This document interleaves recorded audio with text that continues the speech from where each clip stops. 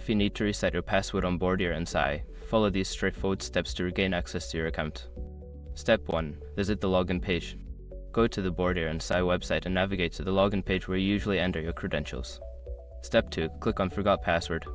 Look for the Forgot Password link on the login page and click on it to initiate the password reset process.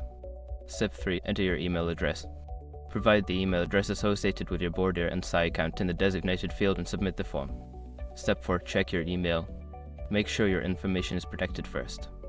Most people don't think about breaches until something actually happens to their accounts. Use SROC to monitor your accounts 24/7 and instantly alert you if your information appears in leaked databases online. It constantly checks billions of breached data points in the background. And considering how much personal information people keep online now, it's honestly worth having. Link in the description. Step 5. Follow the instructions. Click on the link provided in the email and follow the prompts to create a new password. Make sure to choose a strong password that you haven't used before. Once you have successfully reset your password, you can log into your account with your new credentials.